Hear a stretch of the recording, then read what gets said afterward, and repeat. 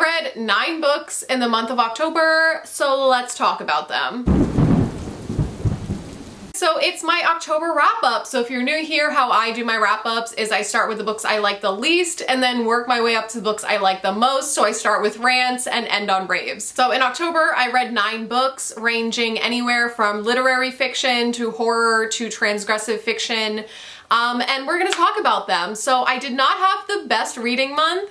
I didn't have a single 5-star book. Like usually I have at least one 5-star book that I can sit and like rave about. But a lot of books I just felt like, okay, I liked it. I felt so-so about it. It was okay, and that was that. So I don't feel like I have a ton to talk about today because a lot of the books were just kind of like, they were okay.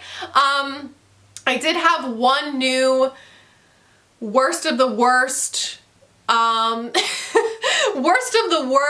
pieces of shit books that I've ever read.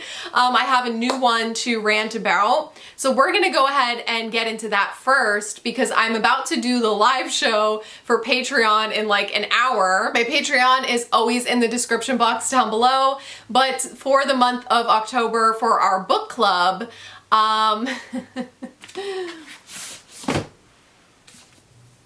Dead 11 by Jimmy Giuliano won, and this is one of the worst books that I've ever read in my life. So this was my 1-star read of the month. This is pure trash. This book is about this woman, Willow. She has a son who passed away and she finds like writing in his bedroom on the floor, I think, saying Clifford Island. And so she's like, why was my son writing this on the floor? So she goes to the island to see what was going on there, and here like everyone's stuck in 1994, like everyone's obsessed with O.J. Simpson, that case, and you know, the island's just really weird, and she disappears. So now in present day, her brother sets out to figure out what happened. Okay, it's mixed media. This book was so bad. The writing was horrible. This book gave me a headache.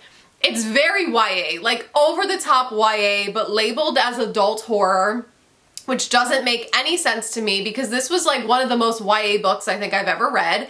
It's kind of like an adult's version of Goosebumps or something of that nature. It was just so, first of all, boring. It was tedious. It was 400 and some pages. It was just the most boring nonsense, and lots of chapters about like the teenagers on the island and the teens, you know, crushes and text messages and just a lot of useless information.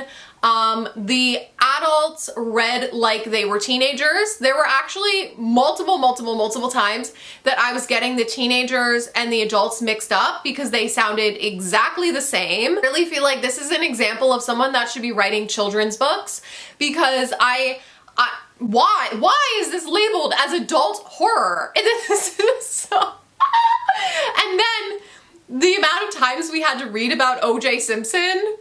Oh my god, like there are so many other things that happened in 1994. Why are we only talking about O.J. Simpson and the O.J. Simpson murder case and like, oh my god, why was this almost 500 pages? Why? And then the reveal happens like halfway through the book and then you're just reading and reading and reading for no reason. Nothing scary happened, nothing creepy happened. This was just absolute utter fuckery, okay? It was fuckery. The reveal was ridiculous. Like what a waste of a beautiful cover. Like fuck that, okay? I'm about to go do the live show and I can't wait because my patrons also hated it. I think almost all of us hated this book with a passion. And I read 2 arcs that I had that came out recently. The first one is the new Chuck Palahniuk. What was the name of this book? Shock Induction. Yeah, I honestly don't remember this book at all. I physically read this book with my eyeballs and finished it, and I couldn't even tell you what the book is about because it was so confusing. It was so confusing, and we all know I have a little tiny pea brain, okay? That's no That's nothing new. But when I tell you that this book was so confusing, I wanted to cry. I wanted to cry reading this. And it seems like I am the unpopular opinion because I was reading some reviews and a lot of people said that they really liked this one, and I know one of the girls in my Patreon liked this one a lot. And it seems like a lot of people are saying that this is his best book that he wrote in a while. And I mean, if you get it, sure. But my problem is I did not understand what the hell was going on. It was very jumbled and all over the place, and it's like meant to confuse you, but it was a little bit overboard to the point where I was too confused to care about what was happening in the book. Okay, so basically it's about the best and brightest students in high school that are disappearing. And it seems like every day another overachiever is lost to apparent suicide. So they don't know what exactly is going on, but basically we find out that these kids, they're under surveillance.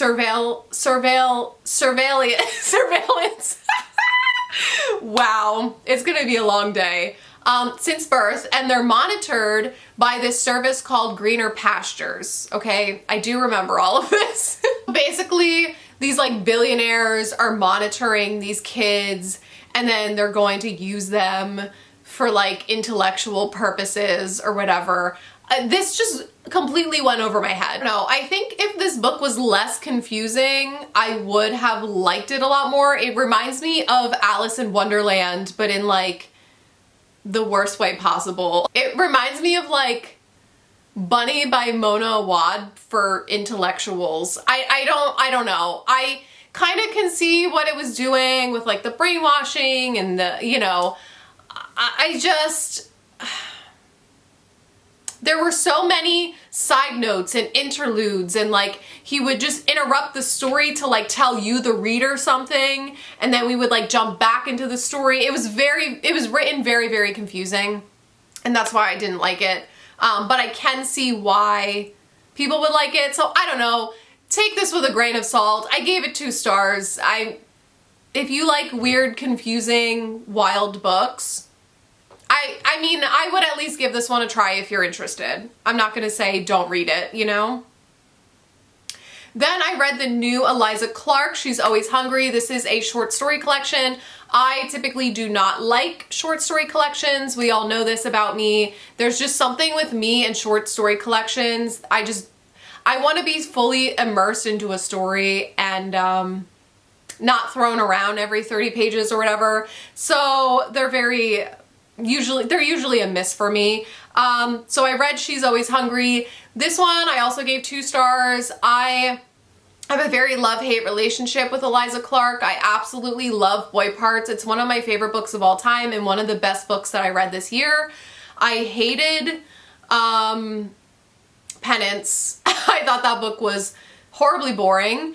And so I wasn't sure how I was gonna feel about this one. I do think she's a great writer. It's just like the subject matter of a lot of these, most of them were sci-fi, and I just could not get into them. My brain was just not computing for this one. There was just a lot of sci-fi that I ended up skipping. And then I read the other ones, like the more literary fiction, kind of horror-ish ones, and nothing really stood out to me. I didn't, like, some of the stories I read and I was really getting invested, and then they just ended and I was like, what was the purpose of that though? Like there was no point, nothing memorable. I just felt very meh reading this. So this was another flop for me. And speaking of short story collections and moving into 3-star books, I read Just to See Hell by Chandler Morrison. This is his short story collection, and I, again, felt very meh about this one as well. I don't know what it is. Me and short story collections do not get along. But also this one has a lot of stories about like religion, mental illness, addiction. Y'all know I love Chandler Morrison, okay? I've given so many of his books like 5-star rave reviews. And this one, I could tell like the writing wasn't quite the same. Apparently he wrote a lot of these when he was a teenager. A lot of it felt very overwritten, and he also agrees with that. So, yeah, I don't think that this was quite as good as his other books. So the writing in this one kind of threw me for a loop a little bit, but I don't think it was bad. It's just, again, it's just that short story collection issue that I have where I'm like, okay, this was okay, it was fine. Some of them I liked, some of them I didn't like. It's fine. I don't know how to rate these. I don't know how to review these. I feel awkward even trying to review short story collections. It's just like not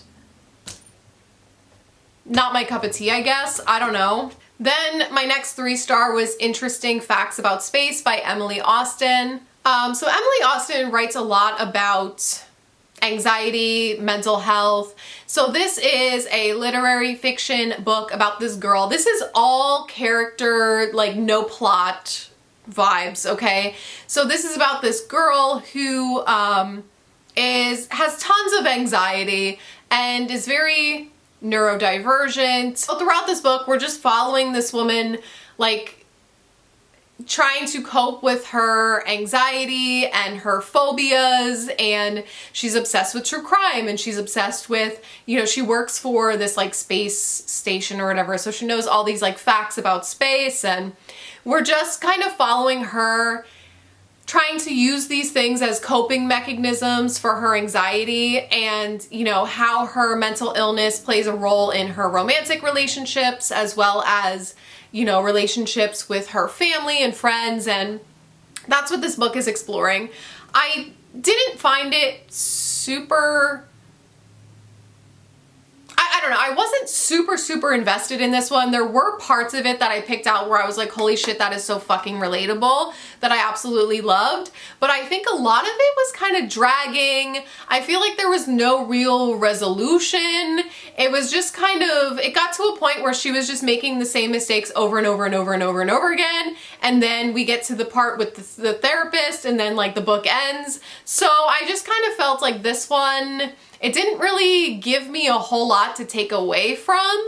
It was just like, oh, that's, you know, it was like a good read. It was interesting, whatever. But then it ended and I was like, oh, that was it? Okay. Like, so that's why I went with 3 stars with this one as well. But like I said, there is a lot that I picked out of this that was super relatable about her anxiety and feeling like you're like ruining other people's lives and how you feel like a burden. That hit close to home. And my next 3-star, 3.5 was Come Closer by Sarah Gran.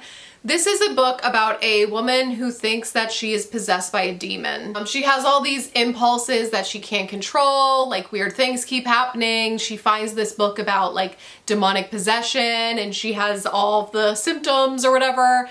And so she's like, I'm possessed by demons. So she's on this journey of like trying to get help, and we're getting the perspective of the demon inside of her, like the thoughts and the things that are being said, and then we're getting her perspective as well. So it was interesting, but I don't know, it seems like the entire internet is obsessed with this book, and I just kind of felt very indifferent to it. I didn't think it was that creepy or scary or anything like that, like people are saying. I'm also dead inside, keep that in mind. So I kind of just felt like it was a little bit repetitive. I'm like, okay, yeah, demons, love that for you. But the ending was great. The ending was bleak. It was terrifying. I absolutely loved the ending. Just the rest of the book, it was only 140 pages. It's like a little novella, and I just kind of felt like it was I do think it has a tie-in to mental health. Like there were some things that I picked out that I was like, oh, this kind of feels relatable to like me dealing with my mental health. So I kind of see what was being done there, you know, but otherwise it was okay. It was a quick, enjoyable read. Nothing that I'm obsessed with. Then moving into my 3 4-star books. The first one is So Thirsty by Rachel Harrison. If you've been here a while, I have a very complicated relationship with Miss Harrison, and I've trashed a lot of her books in the past because, I don't know, there's just something about her writing. I just can't ever get into these like cozy horror books or whatever people call them. I don't know. I just always end up feeling like it was okay or like it was boring. But this one here is about vampires. So we're following this woman who is with her husband and, you know, having some marital issues, and he sends her on this like girls trip, like girls vacation with her and her best friend for her birthday. And so she goes on this trip with her best friend, they're alone, and they basically run into this guy who's a vampire, and like the story goes on from there. He takes her back to their vampire house. There's an orgy, like yeah. So that's that. And it's basically like her navigating like this shitty marriage that she's in and feeling like she's stuck in life and feeling like she's, you know, hiding in her comfort zone, and basically these vampires are like taking her out of her comfort zone, and she realizes like, okay, I can't live like this anymore. So we're following that storyline along with, you know, this powerful like female friendship. And I appreciated the themes in this book. I feel like a lot of this was extremely relatable to me with my life at the moment and some things that are going on. And I just felt like a lot of it I liked because it was relatable. If it wasn't so relatable to me, I'm like, oh, this was a little bit cheesy and just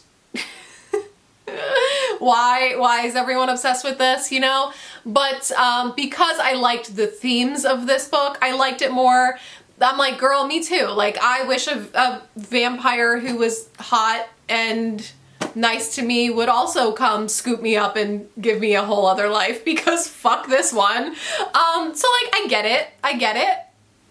I'm not mad at it. I liked it. I gave it 4 stars. This is probably my favorite Rachel Harrison book. I also liked the Black Sheep one or whatever. The other ones, I pretty much hated every single one. So I would recommend this one if you're looking to check out Rachel Harrison, but you know, don't expect a masterpiece.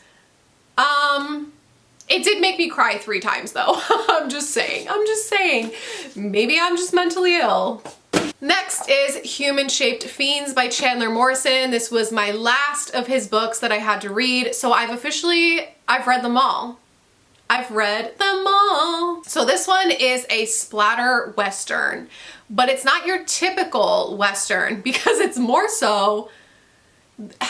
Let me explain to you what's going on. This takes place in the 1800s. There's this group of teenage outlaws that go on this killing spree, and the town's in an uproar now. We're following this sheriff who is kind of trying to figure out what's going on. He's trying to find these teenagers, but he's dealing with his own issues, and he's in love with a prostitute or a sex worker. Am I gonna get canceled? I don't know, whatever. He's in love with this woman, and there's just a lot going on. At the same time, we have chapters of Chandler himself writing this book and how he's struggling to write this book, and how people like expect, you know, this dead inside novel every single time he writes a book.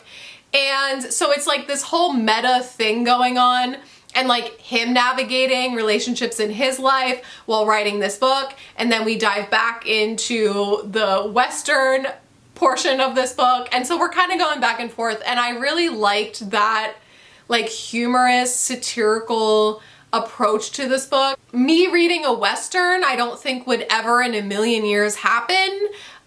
This is probably the only one that I will ever read because it's just not my thing. So the whole like meta aspect of this book really made it for me, and if that wasn't included in here, I don't think I would have liked it as much as I did, but it was a quick, easy, entertaining read. It was fucking hilarious. It has your typical Chandler Morrison like touch of sadness and toxic relationships that I'm into, so I highly recommend this one. And then last but not least would be Glamorama by Bret Easton Ellis. I had to like check who it was by. Literally my favorite author. So this one, we are following this man named Victor Ward, and he is a model. He is very narcissistic. He's like dating one model, he's having an affair with the other one, and the first half of this book is like him just navigating life as a self-absorbed model who everyone thinks is a loser, basically. He's like helping to open this trendy nightclub, and we're just following him in his just narcissistic, self-obsessive behaviors, pretty much. The second half of this book, it kind of takes a twist. So we find out this girl that he was dating in college went missing, and now these people are like, hey, we need you to go fly to this other country and help find her, basically. So this book has more of a plot the second half, less like funny and humorous the second half. So it went in all different directions that I was not expecting. I know a lot of people say that they didn't like the first half because they thought it was boring, but I loved the first half. I love the all character, no plot vibes, just like hilarious, ridiculous, over the top satire. And then, you know, the second half, like I said, it threw me for a loop. I was like, where the fuck is this book going? And then it kind of started dragging a little bit for me. This is almost 600 pages. Apparently this took Bret 7 years to write or something insane like that. So yeah, I felt like it was probably at least 100 to 200 pages too long. That's how I felt about this. So it was dragging a little bit for me. That's why I couldn't fully give it 5 stars, but I did love it. And the ending, again, it has that typical like Bret Easton Ellis ending where you're like, what the fuck did I just read? Where then I have to go back and think about it. I'm going down like rabbit holes online. I just really love the way that he fucking nails his endings every single time. And again, it just made me confused, which was totally the point. And I have some questions, and I don't know, I absolutely love that about his writing. I just love how his books go in places that you don't expect them to go, and then you're just left questioning what the fuck you just read. So that is very much this book. And what can I say? I think I only have 2 more Bret books to read, and then I fully went through his entire backlist as well. I know a couple of you guys have been asking me to film a Bret Easton Ellis ranking and review video, so that will totally be coming once I finish those 2 books up. And I also want to do a reread of The Shards because it's been a while since I've read that one. I read it like the week that it came out. So yeah. That is that. Those were the 9 books that I read in October. Let me know what your favorite book you read in October was, and I will see you in my next video. Bye!